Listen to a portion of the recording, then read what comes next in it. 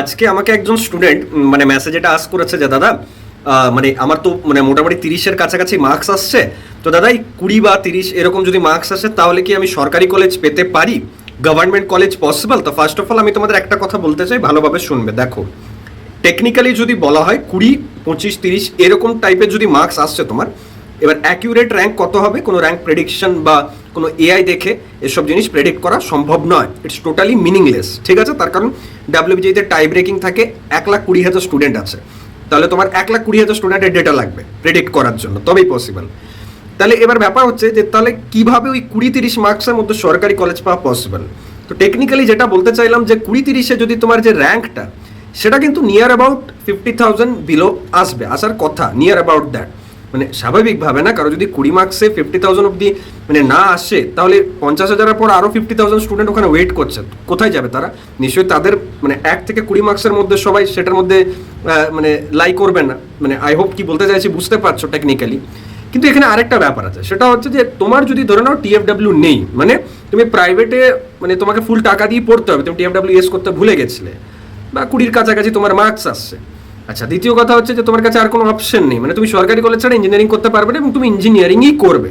তো এখানে কি করা উচিত তাহলে? তো এটার মানে শুরু কেন, মানে থটটা কেন এলো আমার মাথাতে, সেটা হচ্ছে যে স্টুডেন্টটা বলেছে আমাকে, দাদা যে আগের বছর তো আমার 30-এর কাছাকাছি কিছু বন্ধুর মার্কস এসেছিল, তাদের শুনলাম নাকি দাদা অনেকেই সরকারি কলেজে এখন আছে, তারা নাকি ডিসিতে বসেছিল।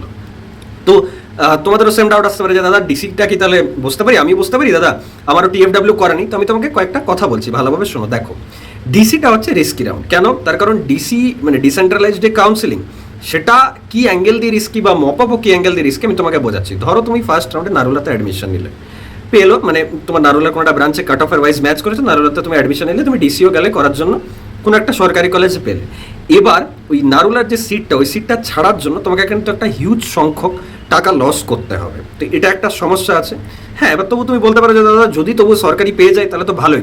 দ্বিতীয় কথা হচ্ছে যে তুমি যদি মানে লোনের কথা ভেবেছো বা টাকা ধার নিয়েছো বা যদি অলরেডি মানে ফ্যামিলিয়ার হয়ে গেছো নারুলা ইনস্টিটিউট অফ টেকনোলজি বা ওই ধরনের কোনো কলেজের সাথে, তখন তোমার মনে হবে যে দাদা আমি 20-তে যে সরকারি কলেজটা পাচ্ছি আর তার যে আরওয়াই, আর এদিকে নারুলার যে আরওয়াই, দাদা এটা তো আমি ডিসিশন নিতে পারছি না, আমার কি করা উচিত। মানে এই কনফিউশনগুলোতে কিন্তু তোমরা আটকাবে, আমি আগাম বলে রাখছি। দ্বিতীয় কথা হচ্ছে যে তোমার এরকম হতে পারে যে তবু তুমি ডিসিতে হয়তো দেখা গেল পেলে না, বা তুমি হয়তো মানে আরও কোনো কলেজে মানে নারুলা ছাড়া অন্যান্য কোনো কলেজে ভাবছো যে এবার আমি ডিরেক্টে যাবো, তুমি কোনো কলেজে অ্যাডমিশন নাওনি রাউন্ড 1 রাউন্ড 2-এ, তুমি শুধু ডিসির জন্যই বসেছিলে। সেটাও করাটা কতটা রিস্কি যে ওই টাইমে যদি ধরো তুমি কোনো সরকারি কলেজ পেলে না, তুমি যদি কোনো কলেজে ডিরেক্টও করাতে চাইছো, তখনও কিন্তু তোমার বিশাল টাকার একটা খরচা আছে।